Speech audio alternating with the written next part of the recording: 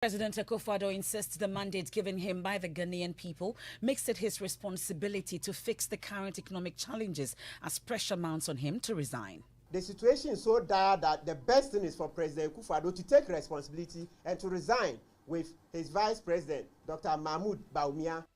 His finance minister, who has equally been under pressure, has been speaking. Just to assure you that you have a finance minister who has gone through all the pains and aches, and nobody can really come and say you don't understand what we are doing. Plus, a special report recounting when the president and his colleagues led arguably Ghana's biggest protest 27 years ago. Last year's harvest, food harvest, was the worst we've had since about 1983. So the harvest was so lean. Mass of the people of this country have been systematically impoverished during the period of Rawlings's rule.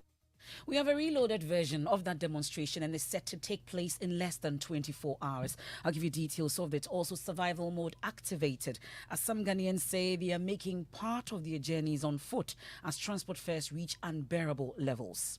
And in Parliament, MPs say they are also struggling and want parliamentary sit-ins held 2 days instead of the 4 days in a week. I had 2,100. I had to call my colleague, Honorable Jaja, to send me money through the Momo that I'm avoiding to use before I was able to pay my bills. Is it not possible to we can stay for 6 hours a day? Meanwhile, former Girl boss Kojo Bonsu wants government to urgently reduce the taxes on petroleum products to cushion the masses as prices at the pump hits the roof. Also this afternoon, 3 teacher unions declare indefinite strike effective today in response to the appointment of Dr. Eric Nkansa as the Director General of the Ghana Education Service. We have decided to embark on strike from today, Friday, 4th November 2022. By this, we are informing the general public that we are withdrawing all our services in all the pre-tertiary education institutions. In sports, Genk midfielder Joseph Pencil is confident of making Otto Addo's final squad for this year's FIFA World Cup. And we have just a few hours to go to the country's biggest music concert, Adum Praise. Ye Behim and Travis Green is promising an unforgettable concert.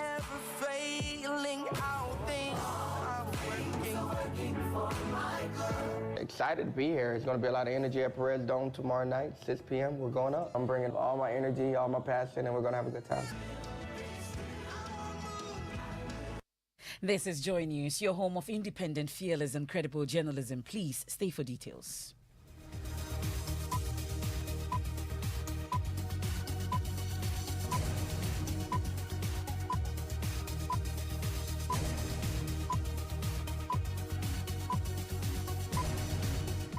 Many thanks for choosing us. And this afternoon, President Akufo-Addo says it is his responsibility to fix the current economic challenges. This declaration comes at a time when there is growing pressure on him and his Vice President, Dr. Mahmoud Bawumia, to resign. Dubbed Kumi Preko Reloaded, a cross-section of citizens led by legal practitioner Martin Pebu are set to hit the streets in less than 24 hours to make this demand sound as loud as possible. The protest draws inspiration from the original Kumi Preko protest, which had President Akufo-Addo as one of its leaders 27 years ago.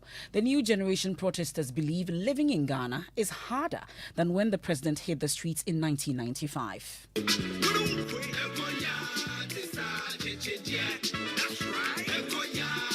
Ghana's finance minister in 1995, Professor Kwesi Botwe, explains why the nation was experiencing skyrocketing food prices. We knew that the first half of this year would be difficult for the point of view of inflation. And then last year's harvest, food harvest, was the worst we've had since about 1983. So the harvest was so lean that we knew that come this first quarter of the year, there will be problems with food prices. Sometimes if your child is sick, you can't take her to any clinic because of money. Policies that the government has been implementing are policies that do not find favor with the general mass of our people, and that the mass of the people of this country have a relatively young Nana Akufo-Addo and his friends, Charles Weku Brobe, Kweku Baku Jr., Kwesi Pratt, among others, staged the Kumi Preko protest. Kumi Preko, translated as "You May As Well Kill Me," was to register a total rejection of the Rawlings government's decision to introduce the value-added tax. Mass of the people of this country have been systematically impoverished during the period of Rawlings's rule. It is not a point of view that has found very much favor in the parts of the world from where you come from, who have been pouring out an endless stream of how so many things wonderful were going on in Ghana. Mr. Akufo-Addo later became a presidential candidate, losing twice and winning on his third attempt in 2016.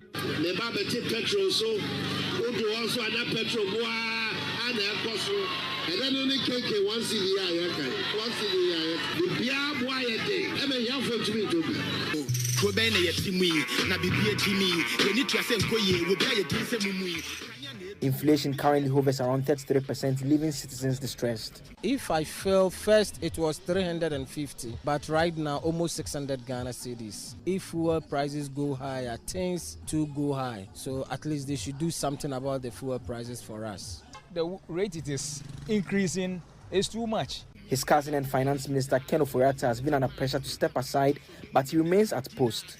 That we are running a democracy. We're not running a family dynasty. Okay. That's what people must get into their heads. This party is not just about a certain group of people or a person.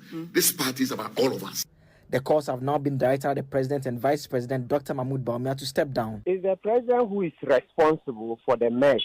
Proving that it's a phantom whiskey. Phantom.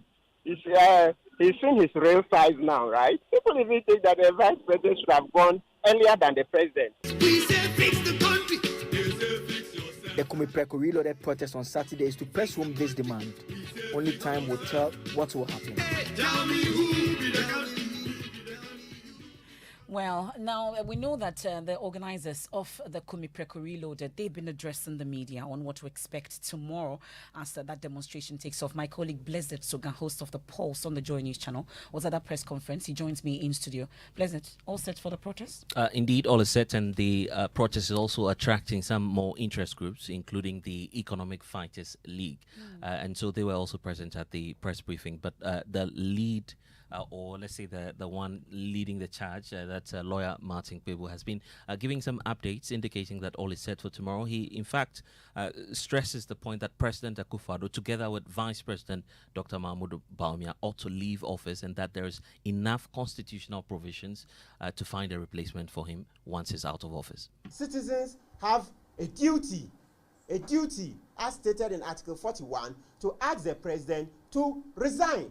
And this is not the first time that a president of Ghana is going to resign. In natural fact, in the 60s, Lieutenant General Ankara resigned over a matter of 6,000 Ghana cedis that he's alleged to have used to bribe somebody organizing an opinion poll so that he can be declared as the most popular person in Ghana. You say, so, ladies and gentlemen, where we are as at now in Ghana, the situation is so dire that the best thing is for President Akufo-Addo to take responsibility and to resign with his Vice President, Dr. Mahmoud Bawumia. Indeed, the Constitution has envisaged such a situation. That's why it's provided in Article 66 that the President may resign from office. The Vice President may resign as well. So Article 66 says that the President has to just simply give his resignation to the Speaker of Parliament. Well, President Akufo-Addo says the mandate given him by Ghanaians makes it his responsibility to fix current challenges. He's been speaking at a consultative meeting with members of the religious groups in Ghana and the National Union of Ghana Students. I've been engaged in the last 2 weeks in a series of discussions with the various stakeholders of our nation and also of our economy because of where we are. Our country is in difficulties, it is in economic crisis, and it is necessary for us to find a common way out. We have the responsibility of making the policy that will respond to the crisis in which we are. That is why I'm standing here. That is the nature of the mandate that was given to me by the Ghanaian people. But I think that whatever is going to be defined and implemented will carry greater weight and have a greater chance of success if it is informed with as broad a consultative process as possible, so that the views, individual as well as institutional, those with whom we consult, can be factored into whatever is going to be done. Well, another person who has been equally blamed for the current challenges is Finance Minister. There have been several calls for his removal or his resignation. But Mr. Oforiatta says he's confident the nation will bounce back. Just to assure you that you have a finance minister who has gone through all the pains and aches, and nobody can really come and say you don't understand what we are doing. The question is, what resources do we have and how are we going to deploy them in the nation that we have, and how do you stand firm in very difficult circumstances, but being very confident that the nation is purposed for greatness, and you are blessed to have the opportunity to lead where we are going. And let me assure you all that your best bet is still Ghana. We can do it, and we should do it. That's Finance Minister Ken Oforiatta. Well, the current economic situation continues to affect many Ghanaians, and that's a no-brainer. Research findings put out by Fairway Ghana Ratings 2022 reviews ride-hailing drivers are making more. Dr. Joseph Budu is country manager for Fairway Ghana. These workers are treated as individuals. So if a worker has a grievance, they cannot go to any union to seek redress. They treat the workers individually, and this is not a good practice. The other issue is about fair pay. Fair pay is where if you deduct the expenses of running a service from the revenue that has been obtained, the person is even running into negatives. The person is making a loss, and it's not sustainable. We cannot consider or continue that. Well, that's Dr. Joseph Budu, country manager for Forwek Ghana, talking about ride-hailing drivers who are making more losses than usual. Well, some Ghanaians say they can no longer afford the now expensive transport fares and now making part of their journey on foot. Transport fares have been increasing in some cases 3 times in a day in response to the high cost of fuel, spare parts and general hardship in the country. At some terminals, passengers and drivers are engaged in argument today. Madam, we told unit. We to Danka, light bill, water. And it's a mayor Jumana, me didn't have a thought. I didn't say I'm in Jumano. I'm in pay like private Juma being here. Like by this time, I'm in call like 3 and 4. Almost Sikano moon to me, in Tokwa, a remate no Tokwa. No, ma, I mean, my June. Nanka Yanya Paloma. Yanya Nima, Niman Junction, but I said, you're money on auntie. Oti. Oh, I'm buying the old to me. Our driver, Oti, here, he plies his business from a brass spot here to Labadi Wireless. And according to him, he's been in this business for the past 40 years. He has never for once seen this astronomical increase in transport fares for the past 40 years that he's been working. He also says that by this time of the day, he would have at least gone to Wireless and back to Circle at least 2 or 3 times. But at the same time today, he's just gone once and he's still in his vehicle. No one is coming to sit in, no passenger. Why? Because he says now the passengers are walking. When I asked him what he thinks that government can do to support them, he says he thinks government can actually do nothing, because if government could have done something, government could have done it by now. He is actually asking Ghanaians to pray, because the way the situation is as at now, he thinks it is only prayer that solves it. Very much so. We can't, actually we can't. Normally I drive cars, but because of the fuel prices, I have to come into the trotro, and even now, in the trotro, it's not an easy affair at all. And whenever you are in the trotro, you see people fighting. Every day, even me, every day we have to argue, because today you have a price, even the next time, as you return, you pay a different higher price. Some drivers and passengers there interacting with my colleague Hannah Odame. Well, the situation is no different in Parliament. Even MPs are complaining. MP for Isujaman constituency, Thomas Ampeminyako, says Parliament must sit for only 2 days in the week to allow MPs save money on the current crushing prices of fuel. MPs currently sit 4 days in the week, but the NDC MP says MPs are struggling to cope with the rising cost of fuel and urge leadership of the House to consider cutting down on the days of sitting.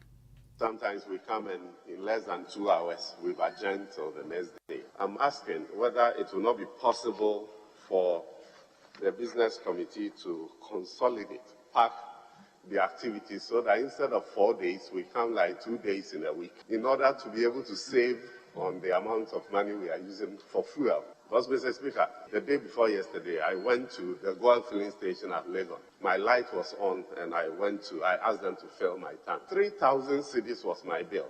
3,000, Mr. Speaker. I had 2,100. I had to call my colleague, Honorable Jaja, to send me money through the Momo that I'm avoiding to use before I was able to pay my bills. So, Mr. Speaker, looking at the kind of business that we have, is it not possible to we can stay for 6 hours a day. Instead of coming 2 hours, we go back, drive here 2 hours, we go back. Part the day, if it's even 8 hours, we'll be willing to stay, do the business for like two days, and then save. That way, we can save like 500 cedis on fuel every week. Well, yesterday we had Katie Hammond also on this, the issues about the fuel prices. But my colleague, Kwekwa Sante, our parliamentary correspondent, joins us on the phone with further details on this. Was he the only one making this call? Well, he was the one making the call, but as soon as he made that call, you could see from the clamor in the chamber that the MPs agreed to that. But majority leader, Osei Emefa Apawu, shot back and said that this is not something they are willing to consider because it will affect productivity.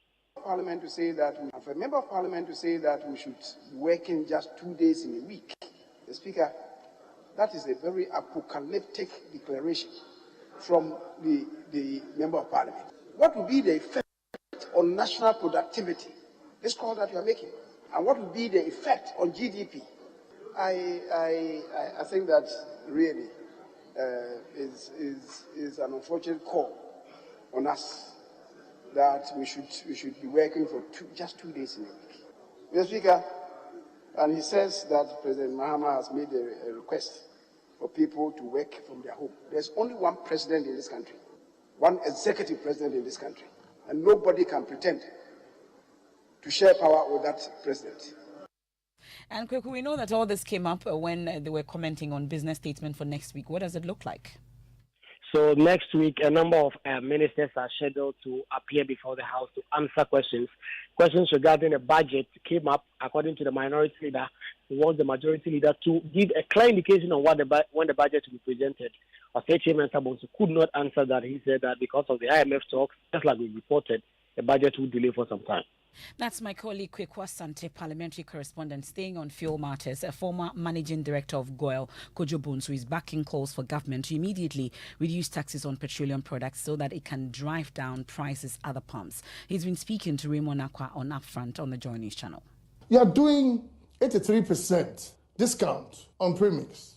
Okay, so you can take about 30% there and give it to them, sister, because whatever is happening, the Chinese are rather enjoying on the premix. So you take some there. It's all management. And if we had bought fuel 6 months ago and had good reserves at Bost, we could have even cushioned our people for the 6 months reservoir to remove out. But then people wouldn't be angry. Because if fuel goes up, at today, diesel is 23.76 and petrol is what? 17.99. Well, elsewhere, some governments are finding a way around the gloomy situation to bring some relief to their citizens. What's the situation here? There's more in this News Desk report. In neighboring Togo, the government of Faure Gnassingbé is said to be spending $20 million a month to cut prices of basic goods such as wheat, corn, and fuel in order to cushion consumers. In the Eastern African nation of Tanzania, the government announced it would provide a subsidy of 100 billion shillings to reduce fuel prices in the country. Tanzania has since then witnessed a reduction in fuel prices for 3 consecutive months. In fact, the pump price would have increased by 110 shillings per litre. However, the government issued a subsidy to maintain the October 2022 price. In the US, the Joe Biden-led government has announced plans to make $13.5 billion available to help low-income US households to lower their heating costs this winter. $9 billion of this amount will go into the funding of inflation reduction for about 1.6 million households. Well, that's News Desk reports. They're taking us on a quick break here on the Midday News live on Joy 99.7 FM. We've been hearing from President Akufo Addo insisting that the mandate given him by the Ghanaian people makes it his responsibility to fix the current economic challenges as pressure mounts on him to resign. Kumi Preko Reloaded with updates on it as well. When we return, we have sport, and also this afternoon, 3 teacher unions declare indefinite strike effective today in response to the appointment of Dr. Eric Nkansa as Director General of the Ghana Education Service. We have decided to embark on strike from today, Friday, 4th November 2022. By this, we are informing the general public that we are withdrawing all our services in all the pre-tertiary education institutions. Charlie, in life, something must kill you. And for me, Rock GH, they kill me with juicy local shows, movies, and soaps all week, every week. See, from Monday to Thursday at 9 p.m., Office Palava kills me with laughter and kasa. Then at 9:30 p.m. from Monday to Friday, Odomu Wahala kills me with suspense and drama overload. Then, third Friday of every month is Fresh New Movies Night. Tune into Rock GH on DSTV channel 164 or GoTV channel 117. Rock GH, home of Ghanaian entertainment. Ayami, if I say EGL Bazaar, say it be Bazaar. Electroland Ghana Limited is running a tech sale all you can grab bazaar. Items are a mixture of brand new, slightly used, crashed, showroom display, repaired and dented. Get up to 80% off. EGL Bazaar runs from Friday to Sunday. That is on the 4th, 5th and 6th November from 8 a.m. to 6 p.m. each day. Location, Coca-Cola Roundabout, Spintex. Satisfy your tech hunger with products from NASCO, Samsung, Media, Toshiba, and more. Samsung television at 1,199 Ghana City. Grab a NASCO top load washing machine 6 kg, 1,299 Ghana City. Media toaster 399 Ghana City. Grab for yourself smartphones, accessories, candlelights, washing machines, fridges, ovens, gas stoves, vacuum cleaner, dispenser. Quickly jot down the numbers. Call 0242 439 437. EGL, home of electronics and appliances.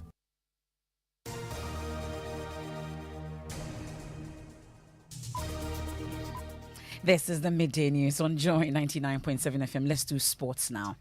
Emefa, the Minister of Youth and Sports, Mustafa Youssef, he's on the floor of Parliament. Very soon he will be presenting the budget for this year's FIFA World Cup. But before he does that, George Sports is privileged to have laid hands on the document he will be presenting. And per what we've picked up, Ghana has a budget of $8.2 million for this year's FIFA World Cup, and it includes the appearance fees, flight arrangements, and everything that is required for Ghana's participation in the tournament. 8.2 million. Okay.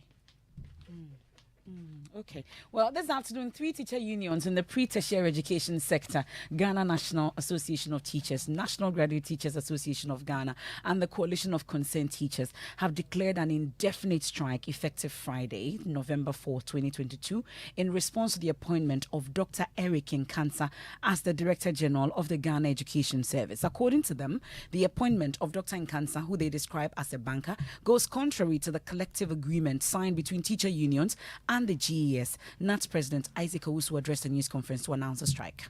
It was from this background that we made our reaction known on the dismissal of the Director General of the Ghana Education Service and subsequent appointment of a banker as an acting Director General, contrary to the substantive and procedural rules of our collective agreement, which was signed in 2020. It must be stated that the Director General's position is the preserve of educationists and has been occupied by educationists since its creation in the 1974 to date. Therefore, the appointment of a banker instead of educationists is a manifestation of lack of confidence in teachers and to manage their own affairs and disregard the establishment scheme of service and progression within the Ghana Education Service. We stated that both the Ministry of Education and the Ghana Education Service should apologize to teachers for accepting the very qualification they rejected when teachers presented them. Well, my colleague Kojo Brace was at the news conference and joins me in studio with more. What more came up? We could also know that the subject, or the objects that the further 1-year extension given to Deputy Director General of GES also came up. But let's talk more about it. So they are saying that the Deputy Director General is 60 years and over.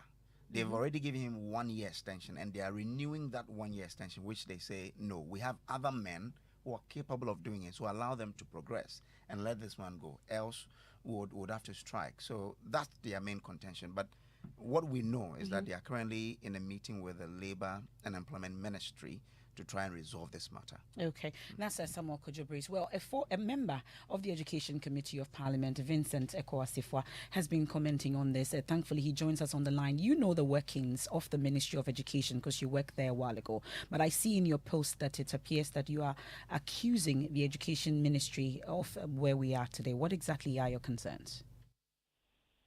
Well, let me say a very good afternoon to you and to your cherished listeners. Indeed, I made a Facebook post and I was very clear and succinct as to my opinion about the happenings.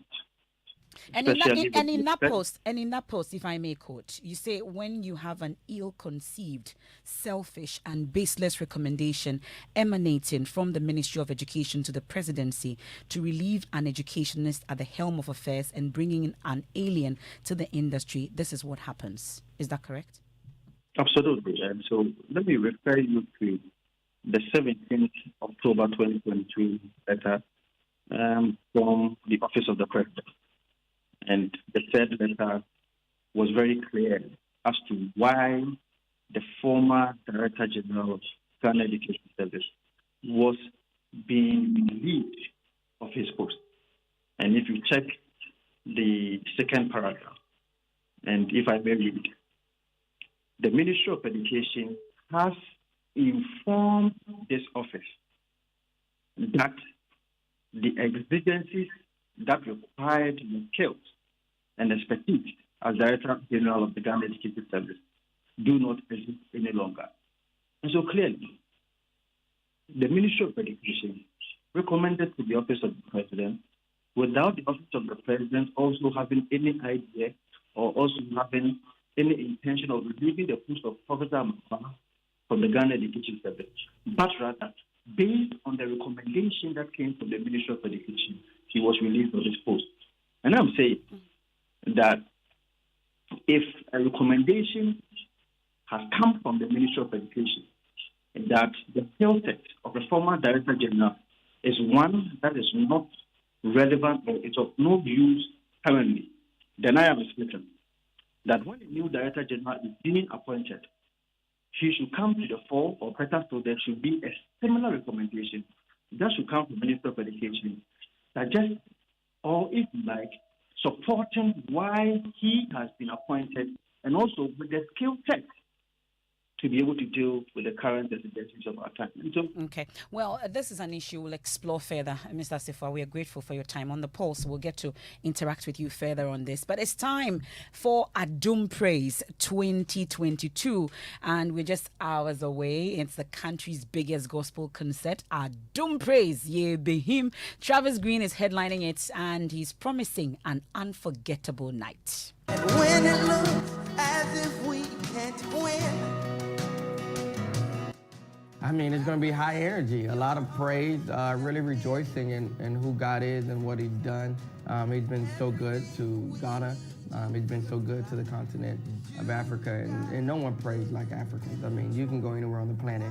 The level of energy that you're going to get and anywhere, any atmosphere of praises in Africa is leaps and bounds beyond anywhere else. And so I'm excited to be here. It's going to be a lot of energy at Perez Dome, 6 p.m. We're going up. And it's going to be fun. You know, Ghana for me is second home. I have a ton of friends here, Prophet Gideon Denso, Pastor Joe.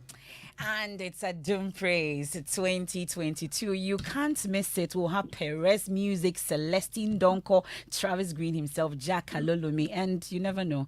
We also have the multimedia choir, and you may feature Muffs and the rest of them. So you'd want to join. The event is happening live at the Perez Dome. And guess who is there for us already? Kojo Yangsing is there for preparations. Kojo, what can you see? Tell us about the preparations.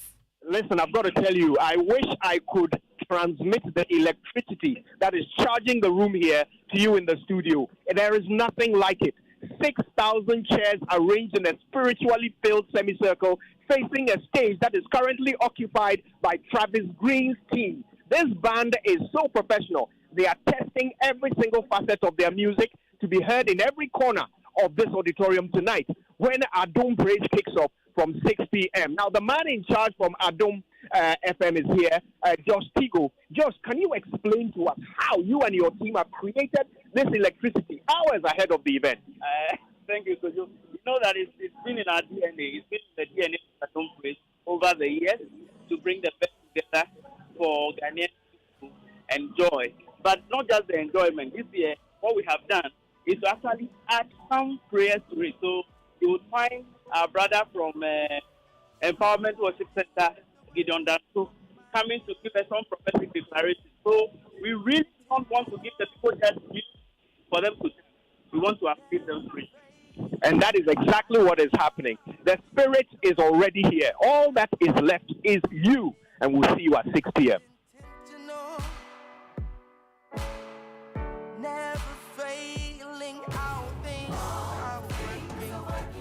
Definitely, all things will work together for your good when you make your way to the Perez Dome this evening for Adom Praise 2022.